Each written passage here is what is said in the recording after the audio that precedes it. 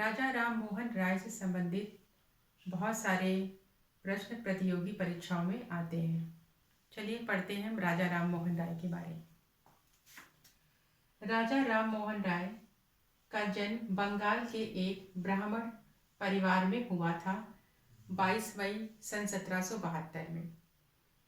अधिकतर ये प्रश्न वो आता है कि राजा राम मोहन राय का जन्म कहाँ पर हुआ था। तो राजा राम मोहन राय का जन्म बंगाल में एक ब्राह्मण परिवार में हुआ था 22 मई सन 1772 में। इन्हें प्रथम आधुनिक पुरुष माना गया है। ये आधुनिक भारत में सामाजिक, धार्मिक एवं राजनीतिक सुधार आंदोलन के पथ प्रदर्शक थे। प्रश्न आता है कि किसे प्रथम आधुनिक पुरुष माना गया है। तो आंसर लगाएंगे आप, राजा राम मोहन राय को प्रथम आधुनिक पुरुष माना गया है। राजा राम मोहन राय ने बहुत सारे सुधार किए हैं, सामाजिक सुधार, धार्मिक क्षेत्र में, राजनीतिक क्षेत्र में। इन्होंने बहुत सारे आंदोलन किए और उसके पथ प्रदर्शक के रूप में भी ये सामने आए। राजा राम मोहन राय ने 1828 में ब्रह्म समाज की स्थापना कलकत्ते में की। ये प्रश्न बहुत ही महत्वपूर्ण है। ये बहुत सारी परीक्षाओं में आता है कि किसने ब्रह्म समाज की स्थापना की, कब की, कहाँ पर की। तो राजा राम मोहन राय ने ब्रह्म समाज की स्थापना सन 1828 में की। कब की? सन 1828 में। कहाँ की? कलकत्ते में की। इसका मुख्य उद्देश्य था, ब्रह्म समाज की स्थापना का मुख्य उद्देश्य क्या था, क्यों बनाया गया इसको? हिंदू धर्म में सुधार तथा एक ईश्वरवाद का प्रचार करना। Arya Samaj, Ramakrishna mission, theosophical society, ब्रह्म समाज आदि की स्थापना का उद्देश्य भारत में पुनर्जागरण करना था। ब्रह्म समाज की जो स्थापना हुई वो क्यों हुई?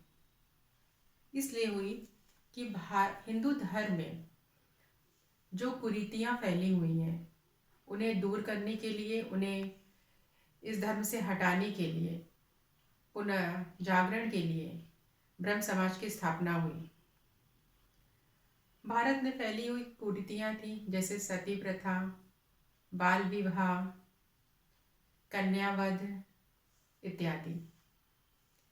बहुत सारे लोग क्या करते थे कि जो स्त्रियों के पति खत्म हो जाते थे या उनकी मृत्यु हो जाती थी, उनकी चिता के साथ उनकी पत्नियों को जिंदा जला दिया जाता था।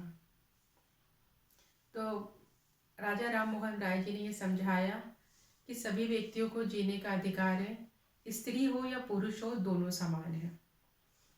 तो हम किसी को जिंदा जला नहीं सकते हैं, सबको जीने का अधिकार है। उन्होंने ये भी कहा कि यदि कोई स्त्री विधवा हो जाती है तो उसे दोबारा से शादी करने का भी अधिकार है। यदि पुरुष कर सकता है तो स्त्री भी कर सकती है। पहले क्या था कि जिनके घर में बेटियों का जन्म होता था तो वो क्या करते थे, बेटियों का वध कर देते थे, उन्हें खत्म कर देते थे, मार देते थे। तो उन्होंने कहा जिस तरह बालकों को यानी बेटों को जीवित रहने का अधिकार है, उसी तरह बेटियों को भी अधिकार है। तो कोई कन्या वध नहीं करे, कोई बेटियों को मारेगा नहीं। इस तरह की कुरीतियाँ। और पहले क्या था, बहुत सारे लोग पशुओं की बलि दिया करते थे, टोना टोटका और ये तंत्र विद्या, मतलब कि अगर कोई बीमार हुआ तो क्या जाता था, वो किसी ओझा या इनके पास जाता था। लेकिन जाना कहाँ चाहिए हमें? अगर आप बीमार हुए, आपको फीवर आया है तो आप डॉक्टर के पास जाएंगे ना। तो इन सभी कुरीतियों को और ये जो इसी सब चीज़ों के बारे में जागरूक करना कि हम क्या करें, हमें सबको जागरूक करना है। और इसी तरीके से उन्होंने कई प्रकार के आंदोलन किए। उसमें से कुछ सामाजिक थे, कुछ धार्मिक थे और कुछ राजनीतिक थे। भारत में फैली कुरीतियां, सती प्रथा, बाल विवाह तथा कन्या वध का लॉर्ड विलियम बेंटिक की सहायता से इन्हें बंद करवाया। इन्होंने क्या किया, किसकी सहायता से बंद करवाया, ये प्रश्न आता है। तो आप लिखेंगे राजा राम मोहन राय ने लॉर्ड विलियम बेंटिक की सहायता से इन कुरीतियों को बंद करवाया, सती प्रथा, बाल विवाह और कन्यावध को। इन्होंने विधवा विवाह पर जोर दिया। विधवा विवाह पर जोर किसने दिया? राजा राममोहन राय ने। राजा राममोहन राय बहुत बुद्धिजीवी थे, बहुत बुद्धिमान थे वे। उन्हें कई भाषाओं का ज्ञान था और उन्होंने बहुत सारा कार्य भी किया है। इन्हें फारसी, अरबी, संस्कृत, अंग्रेजी, फ्रेंच, लैटिन, ग्रीक इत्यादि भाषाओं का ज्ञान था। किन किन भाषाओं का ज्ञान था? फारसी, अरबी, संस्कृत, अंग्रेजी, फ्रेंच, लैटिन, ग्रीक इत्यादि भाषाओं का ज्ञान था। इतनी सारी भाषाओं को जिन्हें आती है और उन्होंने बहुत सारा कार्य किया, वो अपनी बातों को अच्छे से समझा सकते हैं बहुत सारे लोगों को। 1803 में इन्होंने एक पुस्तक लिखी जिसका नाम था तहफत अल मुहद्दीन। ये उनकी प्रथम पुस्तक थी जो कि कौन सी भाषा में थी? फारसी में थी।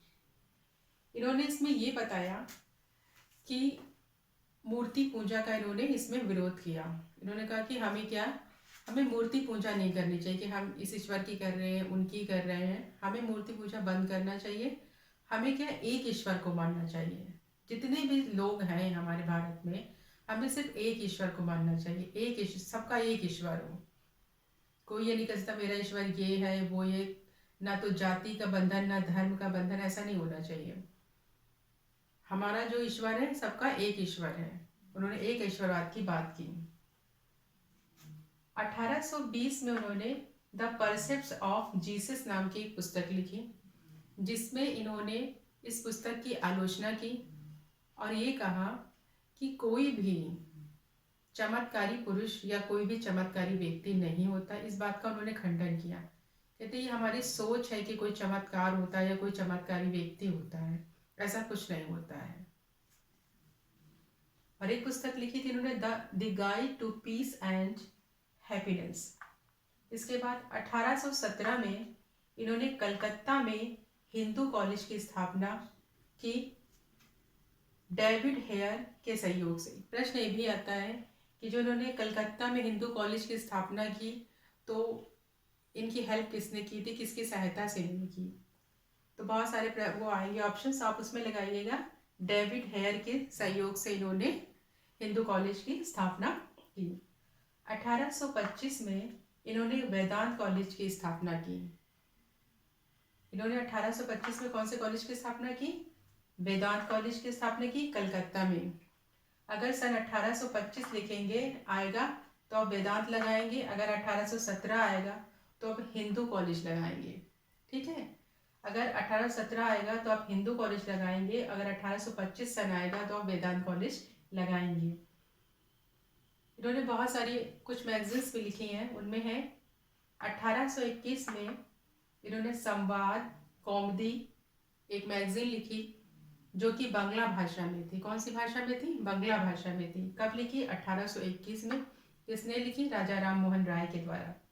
1822 में मीराल उल अकबर एक पुस्तक लिखी, एक मैगजीन लिखी उन्होंने।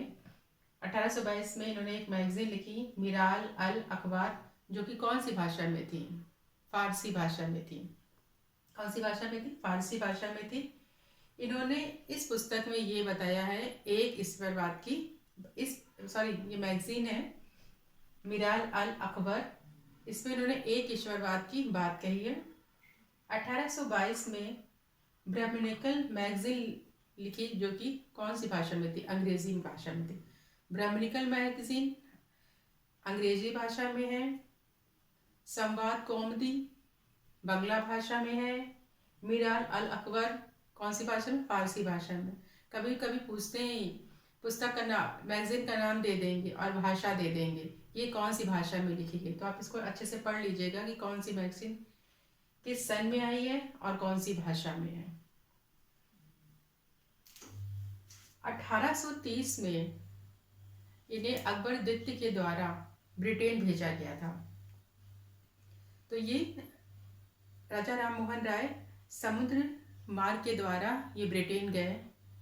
उस समय के लोग ये मानते थे, ऐसी भ्रांतियां थी कि यदि कोई समुद्री मार्ग से यात्रा करता है तो वो अछूत हो जाता है। पहले छुआछूत, अछूत, ऊंच नीच ये सब कुछ बहुत माना जाता था।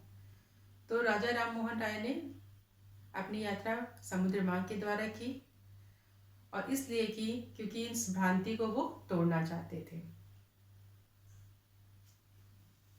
इसी तरीके से इन्होंने बहुत सारे कार्य किए, आप इनको पढ़ लीजिएगा कि राजा राम मोहन राय का जन्म बंगाल में एक ब्राह्मण परिवार में हुआ था, और इन्हें प्रथम आधुनिक पुरुष माना गया है। ये प्रश्न अधिकतर आता है कि किसे प्रथम आधुनिक पुरुष माना गया, तो राजा राम मोहन राय को माना गया है। इन्हें आधुनिक भारत के पिता के रूप में भी जाना जाता है।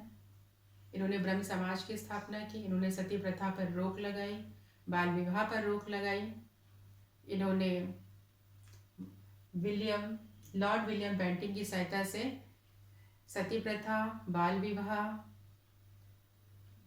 कन्या हत्या, इन सब पर रोक लगाई थी।